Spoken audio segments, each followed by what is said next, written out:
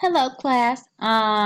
This week's class is going to be about consumer decision making, segmenting, and targeting markets. Okay, let's start. Hello, I'm your teacher, Professor Brenda Alvarez. So first, let's start with the consumer decision making process. Okay, this is how it goes. First, the consumer or customer recognize that they have a need. Let's make a simple example like a new cell phone. So, for example, me, I have this cell phone and I have a need because my cell phone don't have enough memory for the apps I want and the pictures I want to take and everything. So I feel that I have a need and I recognize that I should do something about my situation. Then I start to research information. I start to see, well, I can buy like an expandable memory, or I could just download the pictures and everything that I have on my phone, download it into the computer, or I could just go ahead and buy a newer phone. So I evaluate the alternatives. For example, in my situation, I will evaluate the amount of money I have for this decision.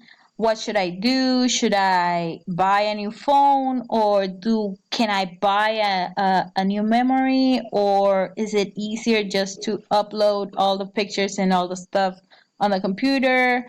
How much time will take me? Do I have the time? This kind of things, okay? Then comes the purchase decision.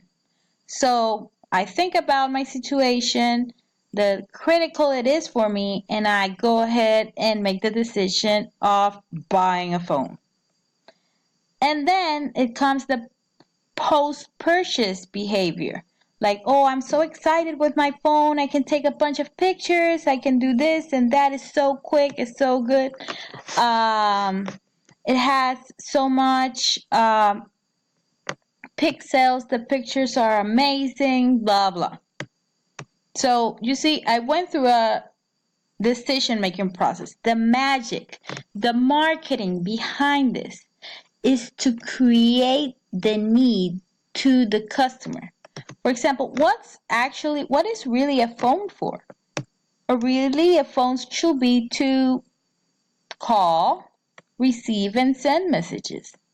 But they make me feel that I need more because I want more apps and because I want to take nice pictures. So they bombarded me with this amount of advertising, with all the social pressure, my friends having great phones and all these things going on, that they did create a need on me when I could actually just walk ahead and use my phone for the basic stuff. So there you go, there's an example. Factors influencing consumer buying decisions. There are several factors that influence. Let's start with the internal factors, the factors that actually I have inside me and I cannot debate or change it. So my age, my income, my education level, the lifestyle I have, my profession, my personality, those are personal factors. Another internal factor is going to be the psychological factors, like the perception I have about things.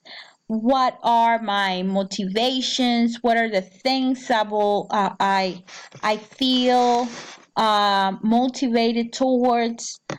How do I learn better? Because there are different ways to learn. There are people that are more visual. There are people that like to hear more. There are people that like to read more.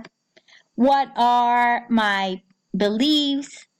And not only religious beliefs, but what I believe as a person, that is my values, my attitudes, how do I manage certain situations. All these things affect are my internal factors that affects if I'm going to buy the phone or not.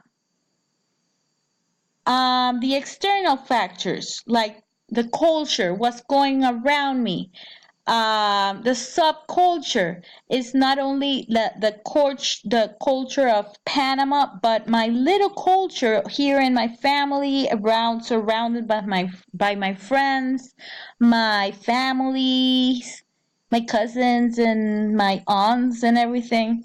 What is my social class? Am I high class, medium, low class? All these things affect if I am going to buy my new phone or not. So we have cultural and social. It's interesting because in the pestle analysis, we put both cultural and social factors of Panama. We put them both in the same um, criteria. But over here, if you can see it in the consumer buying behavior, we separated a little what's going on here.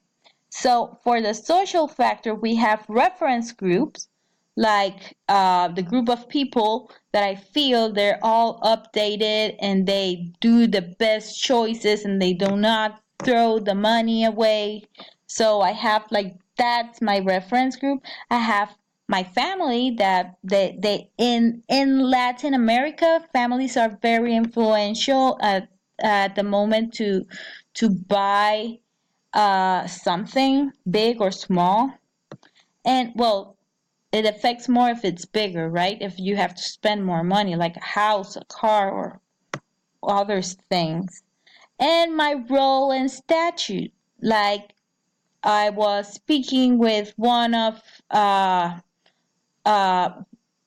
with a person about Starbucks, like um, the role of Starbucks, they just go ahead and sell your own local coffee like for a lot more money, and people over there go inside the store and drink this coffee or go through their drive through just because of the status, to take the pictures, to hey, I can afford to buy a Starbucks.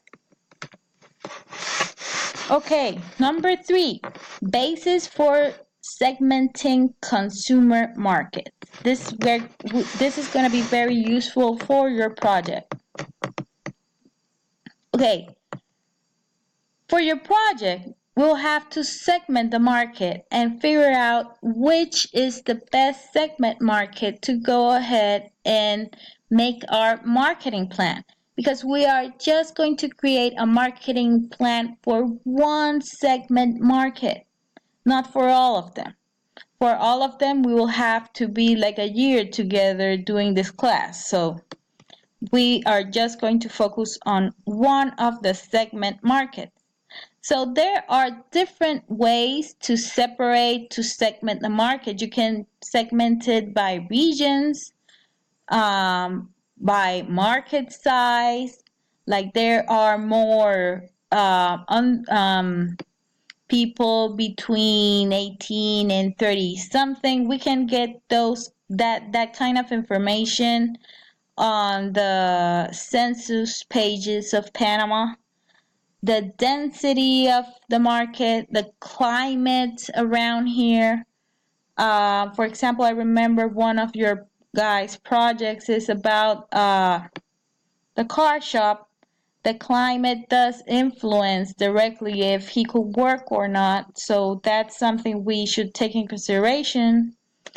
Demographics, like the age of the person, the gender, the income, race, ethnicity, family life cycle. Family life cycle is like in what stage are you? Because we first start as a kid, underage, then we go ahead and we go to right now we're in you guys are in the university, and then you go ahead and settle down, or well that and you may want to create a family, and then you have kids, and then your kids are growing, and then you become a grandma or grandpa. Like, in what stage are the target market you really want to reach? Psychographics, like the personalities, different personalities will react differently to different advertisements and promotional plans. Motives, their values, their beliefs. This is like my favorite, to make a really, really intense marketing plan. I prefer to focus just like in the beliefs and the values and the motives of the person that will move them from deep down and make them buy. Lifestyle, geodemographics, where they are. Okay, benefits. What benefits are this kind of customers used to get this kind of target market or target segment, what benefits they actually want to get, because some of them might be used to getting discounts or promotions or special offers once in a while, or what are they used to, what are like their customs according to their benefits. The usage rate. Okay, as mentioned, I'm sorry, I am picking on this project, but this project in particular goes with this usage rate. For example, the car shop. The car shop, you could have a first-time customer, and maybe this first-time customer, they notice that they, because it's a second-hand car, they have to come more regularly to the car shop, so they become like a light or regular customer, and then maybe they actually love the service, and they find out that they really want to do all the maintenance and every single thing about the car. They just go there. So they become a medium one. Suddenly the car starts to damage a little bit more, and it's just like in the last um, life cycle of the car. So they start coming almost every day. That's a heavy customer. So um, there are different levels of customers, and depending on the usage rate, that that's also a way to target them. Like a potential customer, you're not going to promote yourself as you're going to promote to a heavy duty customer. Okay, now we're going to talk about the strategies for selecting target markets.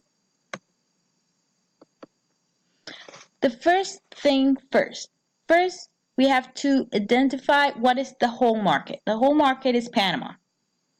So then we're going to determine the need for segmentation. Like, let's figure out what are the market that actually will more inclined to go and buy your product or service. Then we do the basis, like what are their values, what are their lifestyle, what are the usage rate, all the things we talked before in the previous segment. And then we create like a kind of a profile of each of these markets. Then we assess their potential profitability of segment and select market, how much money are each target market, like we create a profile for each one of the target markets, that of the potential target markets. And then we find out like, well, this kind of customer will actually spend more money on my business, so I'm going to focus on this one. After selecting this, you create your positioning strategy, because according to that profile of that segment market, they have different needs, different beliefs, different behaviors. According to that, is that we're going